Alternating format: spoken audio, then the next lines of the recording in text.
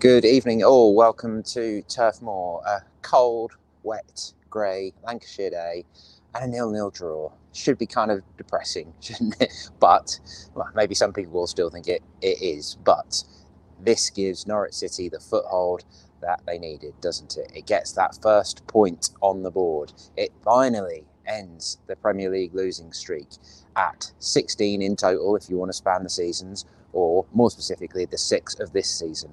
The start of the season, which has been a bit of a nightmare, and it's been very difficult for Daniel Farke and his players to ride out.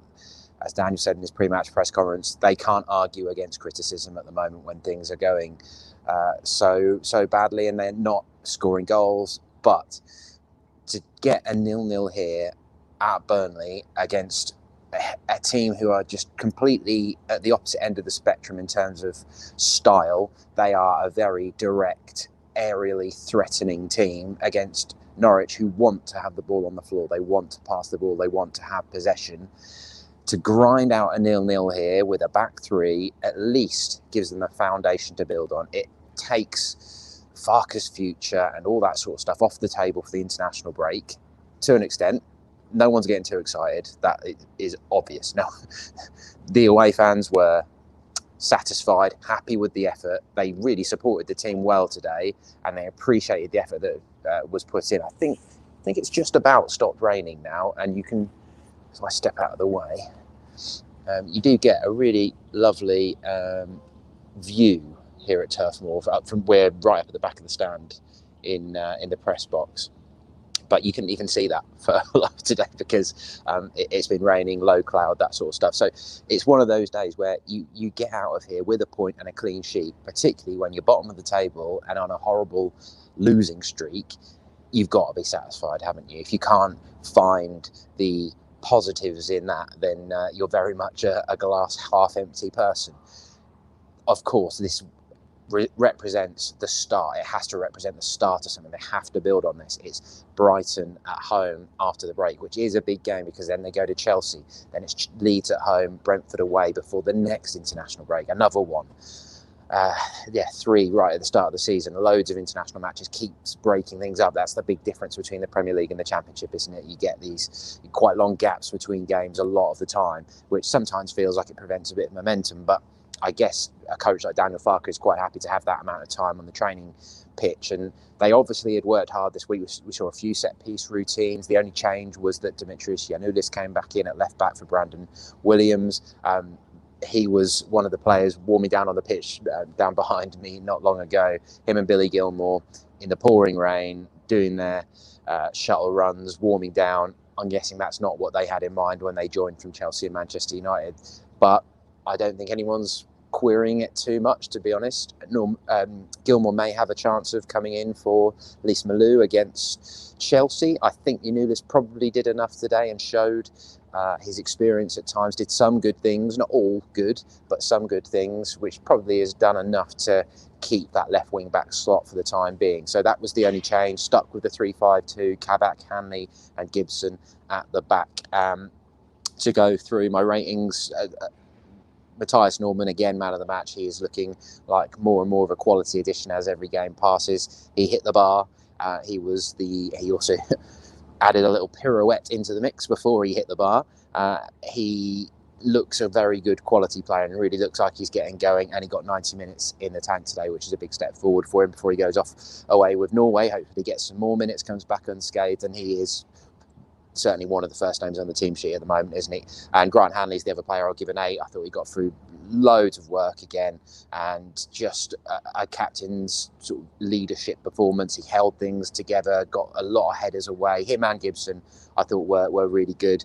I'll give Gibson just about a 7, but he wasn't far off an 8. Giannoulis, Kabak, Krul and McLean, they can all have a 7, although maybe Krul's slightly fortuitous, as I'll come on to. Kabak nearly ended up scoring a goal of the season contender when he waltzed the length of the pitch and eventually was hacked down by Jay Rodriguez, who tracked him all the way up the pitch in the D, right on the edge of the Burnley box, as it looked like he was finally going to have a crack because the options were sort of opening up either side of him, but nobody was stopping him specifically, thinking, well, it's just a centre-back, but it didn't quite happen. And then Norman forced a decent save from Nick Pope from the resulting free kick.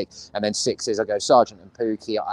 again, similar to Everton, really. They worked hard. Maybe it's the change in shape. They're just not quite getting it yet, but I don't think the quality was there. And I think Eder could probably feel aggrieved that he didn't come on to the 90th minute for Sargent, because I didn't think there was too much quality there. I didn't think they made the ball stick too much, but you can't say they weren't trying. They did work hard. They were involved, but there wasn't a cutting edge there from either of them, really.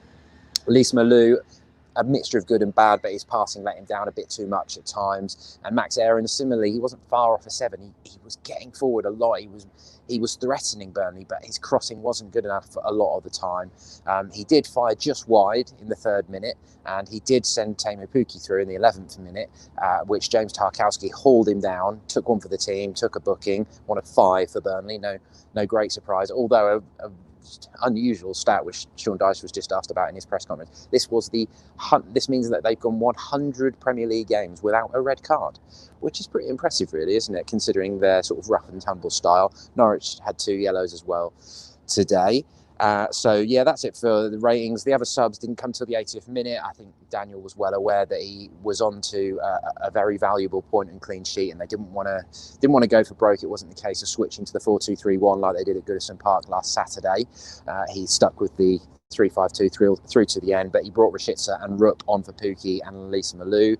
Rupp wasn't the most impressive cameo. He headed one ball right into the box, which had to be scrambled away. He conceded 1 free kick out wide. He did add good legs, but yeah, I think Billy Gilmour will be a little bit impatient if Rupp is coming on ahead of him in the next game. And Jacob Sorensen as well, he's just not involved in things at all, is he? I think Kenny McLean, as I say, battled so hard today, and again, his aerial presence, this was just the sort of game that he's helpful for.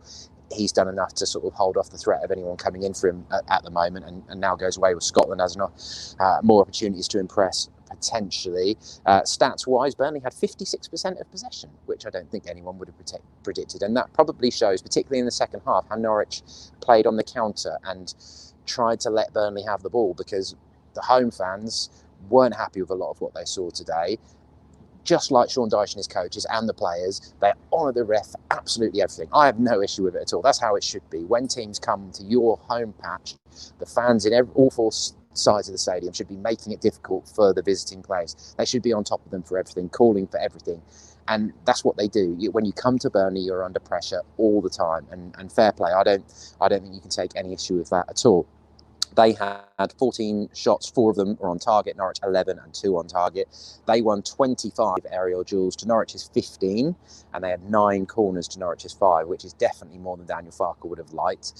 As I mentioned earlier, there was a set-piece routine when Norman fired a deep corner right across to the far side, which Nulis then headed back into the mix, and Nick Pope just beat Grant Hanley to the header with his fist. But it's good to see little signs of that. Like I said earlier, that shows that they're doing things on the training pitch, doesn't it? But otherwise, the big contentious issue, Sean Dyche has described the performance of the referee, which was Kevin Friend, as indifferent. There's the aftermath in that photo, and I've just had a look at the replays again, and I think Tim is very lucky to have got away with it. He makes much more contact with Mateusz Vydра's head than he does the ball. The ref gave a corner. I'm not even convinced that Krul actually got anything on the ball, but they both go for it. It's a bit like when John Ruddy punched Didier Drogba at Chelsea in the air all those years ago. There was clear contact. The stadium all the fans were very unhappy. Sean Dyche very unhappy. The referee booed off at half-time and full-time. There were some other penalty claims. I think they were pretty weak, to be honest.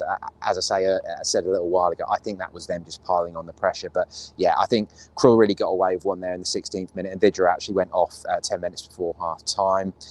Otherwise, Krul had to save from Norman as well, who was trying to head clear but ended up glancing ahead of goalwards just before half-time, towards his own goal, that is. Lys Malou forced a save from Pope just before half-time as well. There was a good save from Krul. It was his 200th Premier League appearance today as well, so really nice for him to get a clean sheet when he was the last player to make it across to the away fans at the end of the game, who gave the team a really good reception. Not too over the top, of course, it wasn't a win, but they gave them a warm reception, and Farke as well. But Krul was the last player to came over, and they started singing Timmy Krul, because that's 200th Premier League appearance and he gets a clean sheet, he'll be a happy man, but a relieved man, because I think he has probably got away with one a little bit there.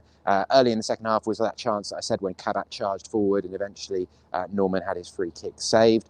62nd minute was when Norman had his little Zidane-like pirouette and managed to hold off Charlie Taylor and just went for the spectacular, really thumped it across Pope towards the top left corner, and it clips the bar. The away fans were excited just for that split second. And yeah, there was a pressure basically from Burnley late on. They almost got very lucky when Matt Lowton didn't mean it at all, but he played Barnes into space in the box, and Krul just charged out, made himself as big as possible, and managed to prevent anything of much quality. But Ashley Barnes, who'd come on, managed to get across into the box. Aarons heads it behind for a corner. Norwich scrambled that one away. And then the free kick that I mentioned earlier that Rupp conceded, that was swung in really nicely by Dwight McNeil, England 21 international. And eventually Goodmanson, who's another of the Burnley subs, gets the run on Yanudis, who can see him coming, but it just braces for impact basically, and thankfully he powers the header over the crossbar from close range, because if he'd have got that on target, I think Tim Krul would have been struggling. So a point, the losing streak is over. It just alleviates a little bit of pressure going into this international break. Brighton is not going to be an easy game at all. We all know that. They are not too dissimilar from Burnley, but they've got a lot better intent in terms of possession and playing attacking football, and they've had a very good start to the season. So they're in no way can Norwich go into that, I wouldn't have said, as favourites. It's going to be one where they're going to need to have this similar sort of attitude. They've got to grind out some points now. That's how you're going to build some confidence, isn't it? This, as I put it on Twitter after the game, it stops the confidence drain, because as every loss came in, it's just felt like they're getting into a darker and darker place. But now they've just got that little bit of a foothold to build from. But they are going to have to do a lot more than this if they're going to stay up. And that was the almost ironic chant from the away end. I think there was about 2,000 Norwich fans here today. We weren't given a firm number, but they were chanting, "We are staying up," shortly after the full-time whistle. So we've got to take the positives, because there haven't been many recently, have they? Thank you very much for watching. Let us know what you thought of the game in the comments below, and let us know what you think this is going to mean from here, how much this is going to allow them to build, and whether this has given you enough confidence that they are going to improve enough to give themselves, to get their heads above water, because they are still down at the bottom of the table and just with 1 point and 2 goals from 7 games. So there's a heck of a lot of hard work to do, but we'll take the positives for today. Thanks very much for watching.